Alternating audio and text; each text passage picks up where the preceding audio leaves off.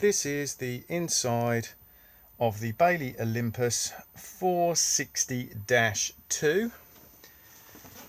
If I now make my way to the main control panel, we can turn 12 volts on just here on the master switch. Once we flick this on, it will give us a voltage of the leisure battery just up here. And as long as we're hooked up to the main supply, whilst this switch is on, the battery charger is charging the battery. We then have the main isolator for all of the onboard lights. These can then all be turned on and off on their own switches. We then have warning light on and off just here, and then water pump on and off just here. We need the water pump on so we can get water out of the taps and fill the boiler if it's been drained down. Whenever the pump is running,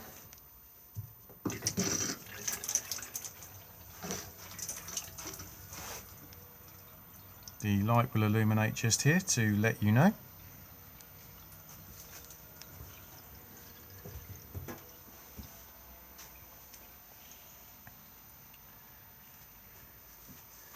If we now just come to above the fire itself, we have the controls for the fire on mains electricity. So firstly, we need to make sure that this isolator switch is turned on, and then we come to the controls just above it. This control has an inner dial and an outer dial. The inner dial just controls the temperature of the fire, and then the outer dial turns it on. So if I now flick it up, you'll see a green light comes on, and I'm now running the fire on mains electricity using 2 kilowatts. If I now go back to off and I flick it down, I'm now running the heating on mains electricity using 500 watts. And then if I flick down again, we're now using mains electricity using 1 kilowatt. So we can select on here, which is very handy, because if we're on a low amp site, we don't really want to be trying to run it on 2 kilowatts, as we will trip, so we can then lower the power consumption. If this isolator switch is off here, as you can see, it will not work, so you do need to make sure that this is switched on. If we are not hooked up to main supply, we can run the fire on gas, and all we need to do is just come to the temperature control. I usually turn it all the way up to 10, hold it in, and then press the igniter.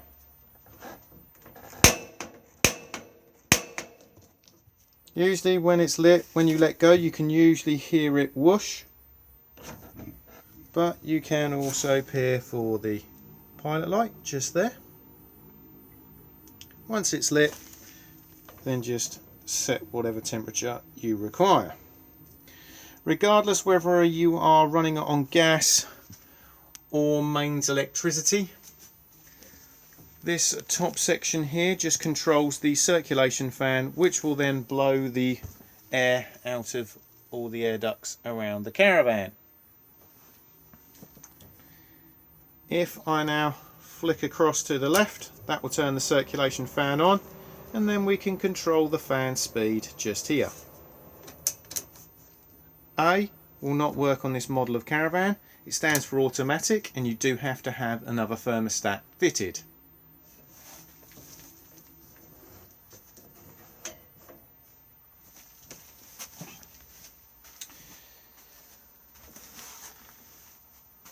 Tucked down here, we have the controls for the boiler on mains electricity. So at the moment it's in the off position. If I now flick it down, we will be heating hot water to roughly about 70 degrees on mains electricity, and if I flick it up, we're heating hot water on mains electricity to roughly about 50 degrees. Again, if we don't have any main supply, we can come up to here and we can heat the hot water on gas. Again, rocker switch, if it's in the middle it's off. If you flick it up, it will heat hot water to about 50 degrees, and if you flick it down, it will heat hot water to about 70 degrees. If it fails to light on gas, a red light will appear in the window to let you know. Some of the reasons it will not light are if you've left the flue cover on the outside, if your gas bottle is depleted or not turned on, or if there's a little bit of air in the system. If there is a little bit of air in the system, just literally just turn it off, then turn it back on again, and it will try again, and once the air is purged out, it will then light. Down here we just have the isolator switch for the boiler on mains electricity. So again, if this one's turned off here, it will not work down here.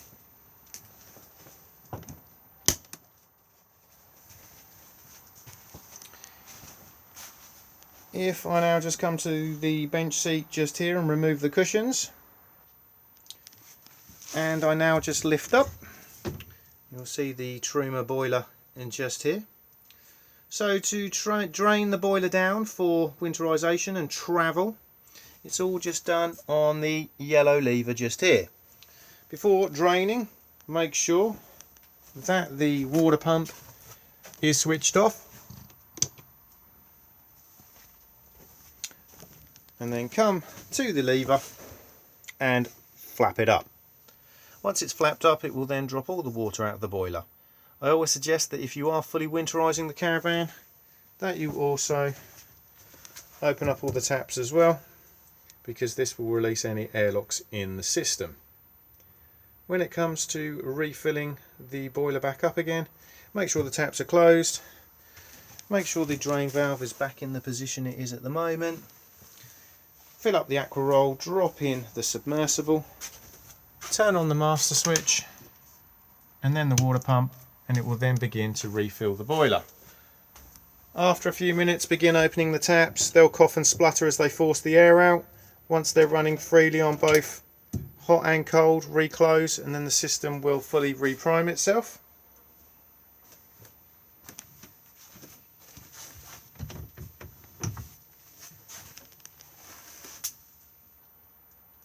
If I now move across to the other bench seat and remove the cushions,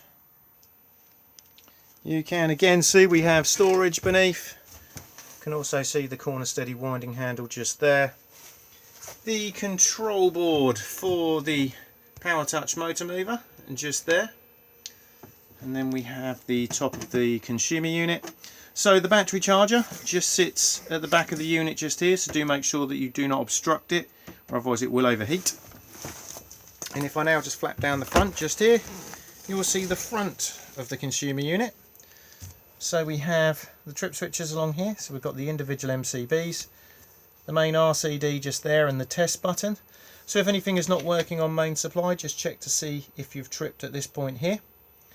And then beneath that are the 12 volt fuses, and again they're all labelled up. So if anything is not working on 12 volt, just check to see if you've blown a fuse.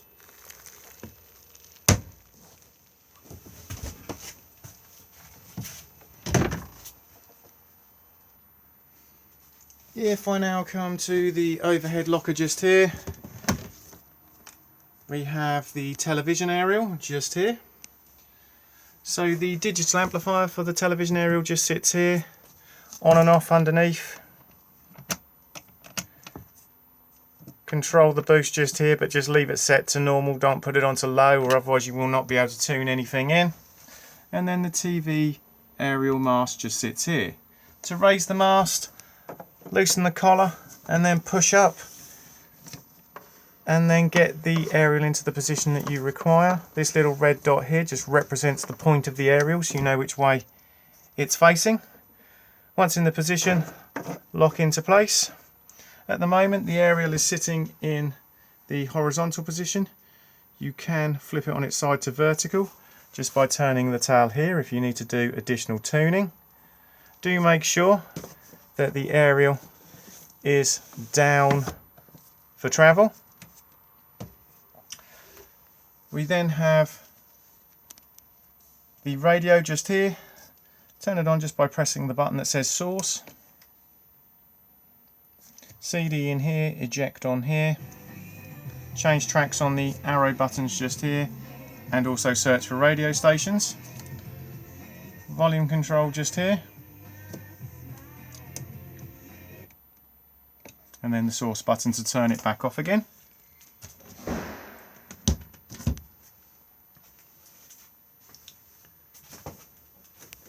We then have the gas hob just here.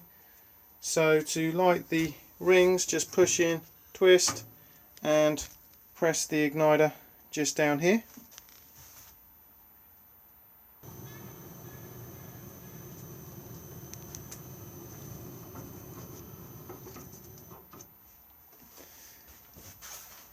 And then we have the oven just here and grill. So to light the grill, again just push in, twist and push the igniter.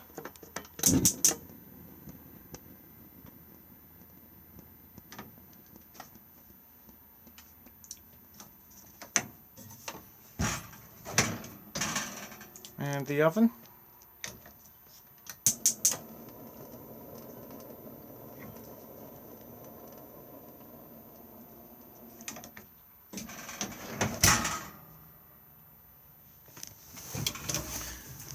Storage beneath the oven, there is also a plug plugged in just at the back here, which is just for the fridge.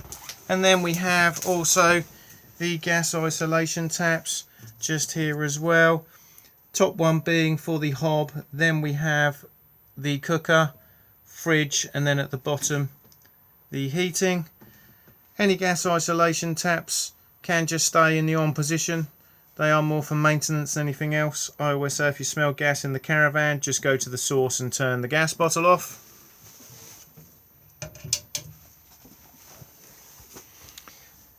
Beside this, we then have the fridge. So you can see at the moment we're in the off position just here. If I want to use the fridge on gas, just turn it to the little picture of the flame just there, and then come across to the temperature control, hold it in, and then push the igniter. And then what will happen is when it's lit, this line here will drift out of the white into the green to let you know.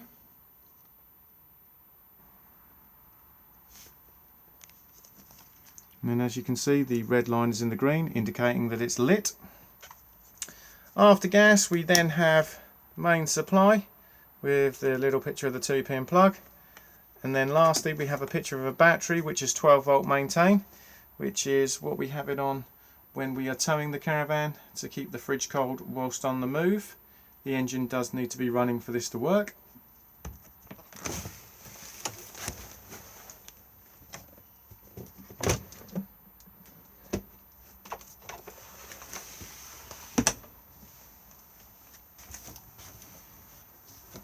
If we now move into the washroom,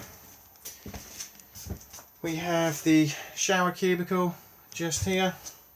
Do make sure that the shower screen is isolated for travel.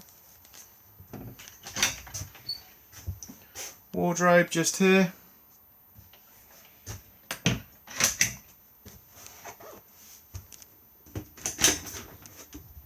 And also here as well. We then have the basin and the Thetford toilet. So to open to the cassette, just slide the grey lever across just here, push the flush on the top, and then close back up again just here. If this has been left open and you try to remove the cassette from the outside, it will not come out. So if you do feel resistance, just make sure that nobody's left it open. Level indicator just here, so this will illuminate to let you know when the cassette needs emptying.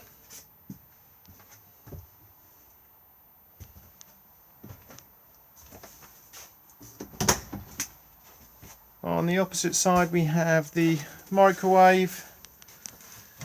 Always advisable to remove the plate for travel. This will only work when the caravan is hooked up to mains electricity.